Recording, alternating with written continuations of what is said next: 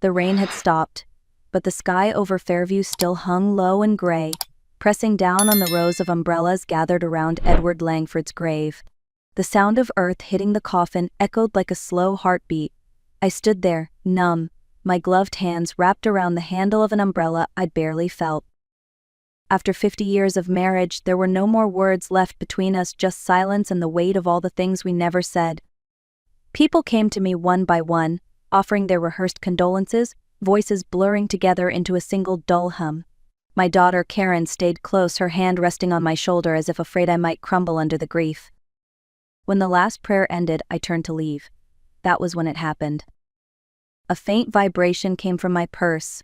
I froze. It was Edward's phone. I had tucked it there earlier, planning to return it to his lawyer after the burial. The sound seemed out of place among the quiet sobs and whispers of the crowd. I hesitated before pulling it out. The message on the screen made my breath catch. "Don't look at the coffin, look behind you." The words blurred for a second before they settled into clarity. My pulse pounded in my ears. Slowly I turned. Across the cemetery, at the edge of the trees, a man stood under a black umbrella. His face was leaner, older, but I would have known him anywhere. My son Daniel. He looked straight at me, raised one finger to his lips, and shook his head. Then he turned and disappeared behind the line of gravestones, swallowed by the rain. Karen's voice broke through the silence.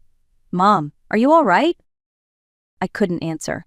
Edward's phone slipped from my hand and landed softly on the wet grass. For 5 years, the world had believed my son was gone, lost, guilty, condemned. But as I stared into the mist where he had stood, one thought wouldn't leave me. Edward knew. He must have known all along. After the funeral, the house felt like a museum of things I couldn't touch. Edward's jacket still hung by the door, his slippers by the hearth, his books stacked neatly beside his chair. I wandered through the rooms like a stranger in someone else's life, half expecting to hear his cough, his footsteps, his voice. When night came, I couldn't sleep. I sat at his desk, staring at the screen of his phone, trying to make sense of that message. My heart still pounded with the image of Daniel's face. Was it really him, or had grief finally cracked something inside me? I opened Edward's calendar, hoping for a clue. That's when I noticed it, the same entry repeated every month for the last 5 years. Maintenance barn. Our barn had been empty since the early 90s. The roof sagged, the doors warped, and Edward hadn't been strong enough to walk that far in years. What could he have been maintaining there? By midnight, the question had become unbearable. The wind cut through the yard as I made my way toward the barn, flashlight trembling in my hand. The moonlight hit something metallic, a new padlock, gleaming against the old wood. My breath caught. Edward hadn't been maintaining anything. He'd been hiding something. I ran back to the garage for his toolbox and returned, the sound of the lock snapping echoing through the stillness. Inside, the air was thick with dust and oil. My flashlight swept across the floor, until it landed on a single cardboard box covered with a tarp. On top, in Edward's careful handwriting, were 3 words: evidence, Daniel's case. My hands shook as I opened it. Files, photographs, printed emails, everything organized, labeled, deliberate. And on the first page of his notebook, written in ink that bled slightly at the edges, were words that made my knees weaken. "If you're reading this, Sylvia, I ran out of time. Our son didn't steal a thing." The flashlight flickered, and in that thin beam of light, I realized Edward had never stopped fighting. Even in death, he was still trying to protect the truth. The sound of tires crunching gravel made me freeze. I turned off the flashlight and held my breath. Through the cracks in the barn wall, headlights swept across the yard, cutting through the mist. A door opened. Footsteps. Then a voice I hadn't heard in 5 long years. "Mom, it's me." For a second, the world went silent. The flashlight slipped from my fingers and rolled across the floor.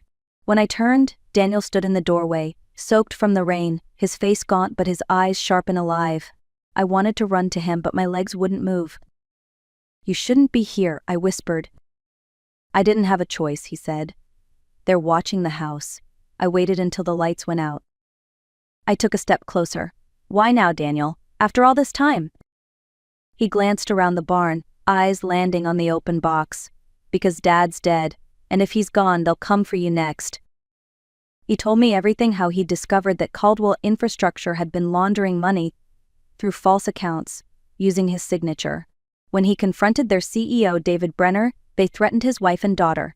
Dad believed me, he said. He started gathering proof, but they found out. He was the only one who could expose them.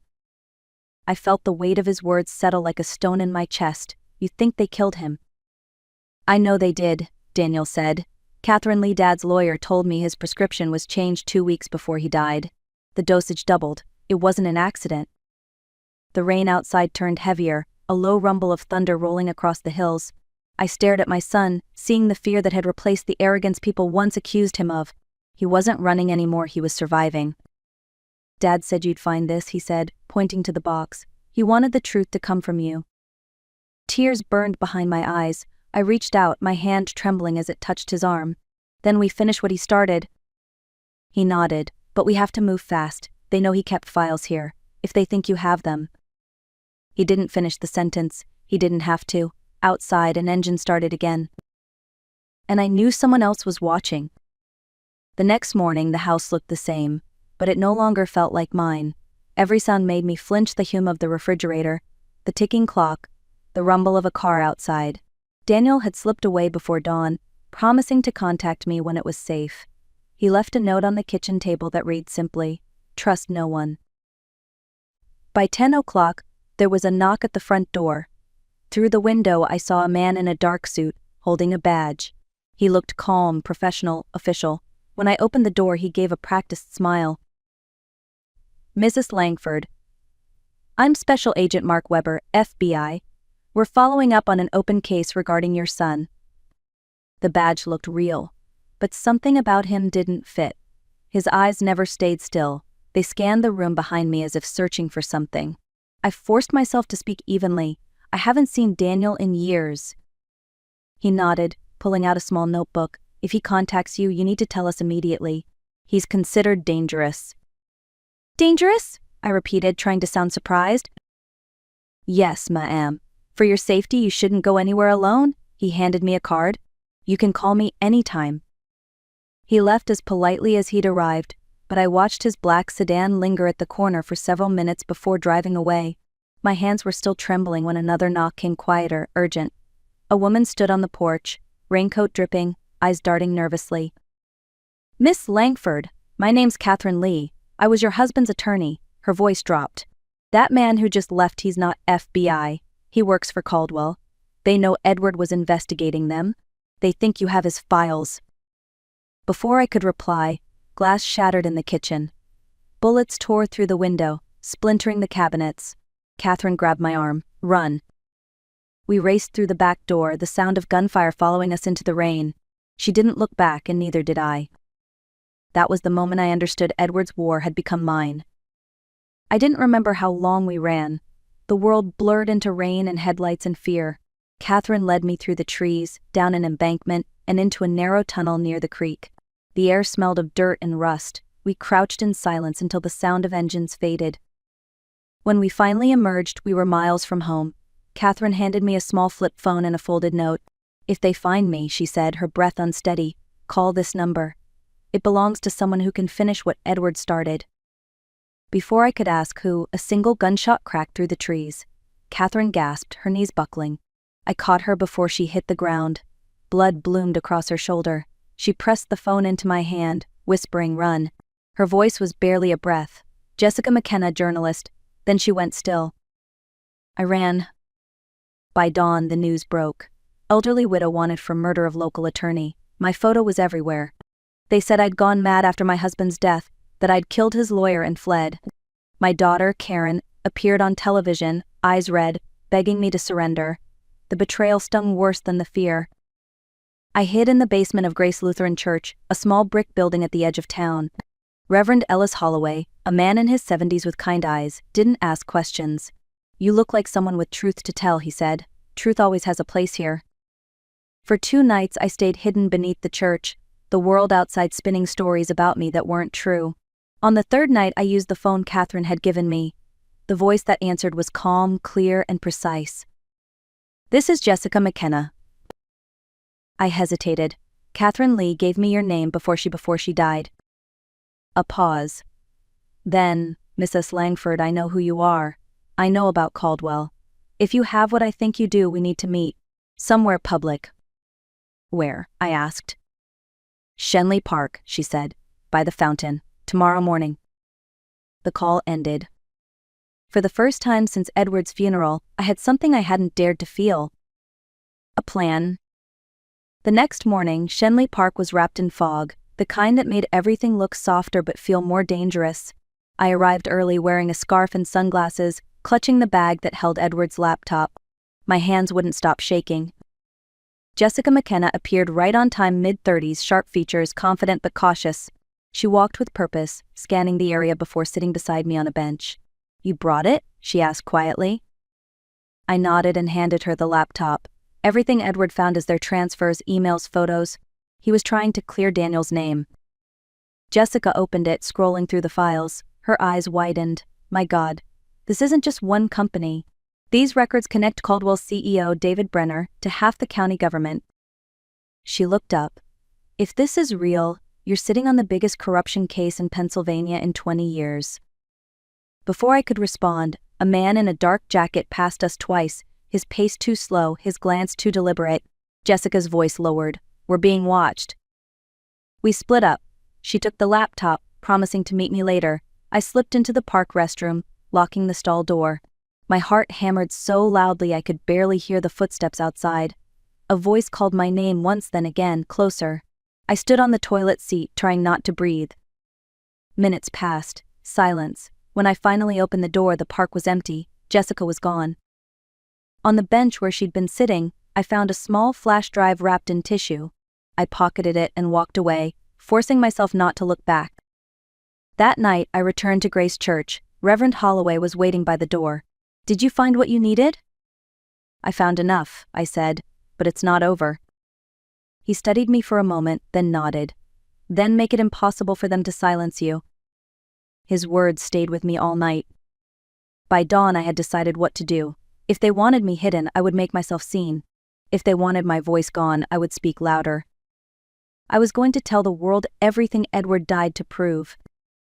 By noon the next day, the basement of Grace Lutheran Church had been turned into an impromptu newsroom. Reverend Holloway made calls to every journalist he knew, and word spread fast. Cameras, microphones, and curious faces filled the small room. The air buzzed with tension and disbelief. I stood behind a wooden podium that had once held hymn books. The flash drive Jessica left sat in my hand, warm from my grip. I wasn't trembling anymore. My name is Sylvia Langford, I began. 5 days ago, I buried my husband. The next day, I found proof that his death wasn't an accident. Every eye fixed on me. The lights were blinding, but for the first time, I didn't want to hide. I told them everything: how Edward had uncovered a network of bribery and money laundering led by Caldwell's CEO, David Brenner, how local officials and even a judge were paid to protect the company, how my son Daniel had been framed to keep the truth buried. Each word felt like a release, years of silence finally cracking open. They called me delusional, I said. They called my husband paranoid. But grief doesn't make you crazy. It makes you see what others refuse to. As I spoke, a man burst through the doors. Mark Weber, the fake FBI agent. His voice thundered through the room. This ends now, Mrs. Langford. Reporters turned their cameras on him. Weber advanced, his men close behind. You're under arrest, he shouted. But before he could reach me, another command cut through the noise. Drop your weapon, Weber. Real FBI agents flooded the basement, weapons drawn. The lead agent, Jennifer Moss, stepped forward, badge in hand. Marcus Weber, you are under arrest for impersonating a federal officer and obstruction of justice. The cameras caught every second. The room erupted in chaos, flashes, shouting, disbelief. Agent Moss turned to me, her voice steady. Mrs. Langford, you're safe now. We've been following this investigation for months. Your broadcast gave us what we needed. For the first time in days, I let out the breath I'd been holding. Edward's truth had finally reached the light. The following week, the headlines told the story better than I ever could. Caldwell executives arrested in major corruption scandal. County officials and judge implicated. False fraud charges against Daniel Langford dismissed. The photographs showed men in suits being led away in handcuffs, faces pale under flashing lights. The same town that once whispered behind my back now spoke my name with something close to respect. Daniel's record was cleared. The FBI confirmed that the evidence my husband collected had exposed a multi-million-dollar network of bribery, fraud, and murder for hire. The people who had destroyed our lives were finally paying for it. A few days later, Daniel came home. He stood in the doorway of the farmhouse, the morning light spilling across the worn floorboards. For a moment, neither of us spoke. Then he smiled a tired, real smile. "It's over, Mom," he said. I reached for his hand. "No," I told him softly. "It's beginning." Now, months later, the house feels alive again. Karen visits every weekend with her daughter, Lily, who fills the rooms with laughter I thought I'd never hear again. Daniel started working with a nonprofit that investigates financial crimes. Sometimes he jokes, "Guess I got that from Dad." Every morning I walk out to the garden where Edward used to spend his Sundays. The roses he planted had nearly died while everything was falling apart, but they've started to bloom again, defiant, beautiful, alive.